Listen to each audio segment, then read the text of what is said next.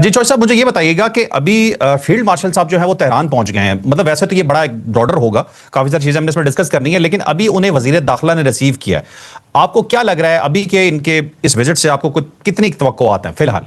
अब मेरा ख्याल है एक मुल्क नहीं रहा, पाकिस्तान नहीं रहा। अब कतर जो है उसका वफ्द भी कल से पहुंचा हुआ है और वो भी बड़ा ठीक ठाक किस्म का वफ्द है। और वहां पे उनकी इंटेलिजेंस एजेंसी के लोग भी हैं और उन्होंने कल का दिन सारा लगा के राजी किया है उनको, जो ईरान के भाइयों को, कि भाईजान मान जाए आप, क्योंकि कतर के साथ इनके बड़े पुराने ताल्लुकात हैं, बहुत अच्छे ताल्लुकात है। खलीजी ममालिक के अंदर अगर किसी मुल्क के साथ इनके ताल्लुकात ठीक हैं तो वो कतर है, क्योंकि कतर जो है वो जाहिर है वहां पे इनके साथ मुज़ाकरात भी करवाता रहा, मुख्तलिफ इवन हमास के लोगों के साथ भी मुज़ाकरात करवाता रहा।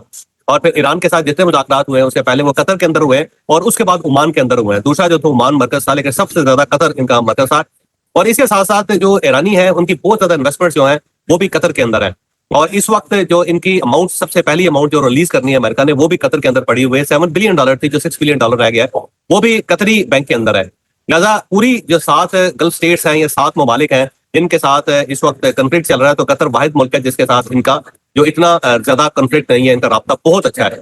और कतरी भी इनके बहुत करीब है, ये भी कतर के बहुत ज्यादा करीब है। तो अब कतर का इन्वॉल्व हो जाना जो है ना, इसका मतलब ये हुआ कि कुछ पाकिस्तान का बोझ जो है कतर ने उठा लिया है और वो आया है इनको राजी करने के लिए। क्योंकि पाकिस्तान के साथ जो बात होती थी वो अमेरिका और पाकिस्तान तक होती थी, और बाद में ईरान जब पीछे हटता था या अमेरिका पीछे हटता था तो पाकिस्तान के पास कोई जवाब नहीं होता था कि किसको बुरा कहे, क्या वो अमेरिका को बुरा कहे या फिर ईरान को बुरा कहे, क्योंकि उसके साथ ज़ाहिर पोजीशन बेहतर नहीं थी पाकिस्तान की, क्योंकि अकेला था।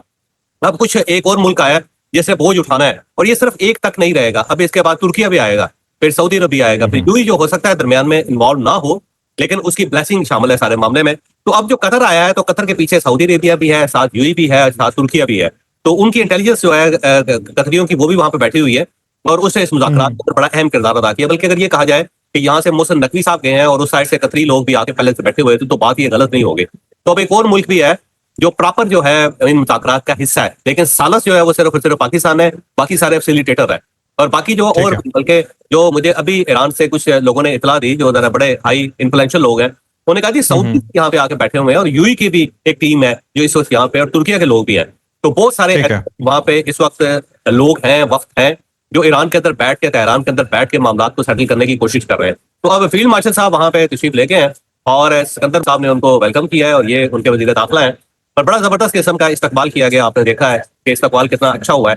और इससे पहले एक मुसावदा तैयार हुआ है जिसके बारे में कहा जाता है, क्लेम किया जाता है कि 50% मामला जो है वो सेटल हो गए हुए हैं और बाकी 50% जो है सेटलमेंट हो जाएगी। अब्बास अरागची साहब की मैं कुछ चीजें देख रहा था। अब्बास अरागची साहब का ये कहना है कि 2 चीजें हैं, जब तक वो मसला हल नहीं होता उस वक्त तक ये मुआहदा नहीं हो सकेगा। 2 चीजें जो है वो यूरेनियम है, एनरिच्ड यूरेनियम, जो अमेरिका कहता है कि हमने आपके पास छोड़नी, और दूसरा आपनाए हुर्मस है। और आपनाए हुर्मस में एक नई पोजीशन ये है कि ईरान ने उसके लिए अथॉरिटी बना दी और कहता है जी टैक्स देंगे तो यहाँ से गुजरेंगे और इजाजतनामा लेंगे तो यहाँ से गुजरेंगे।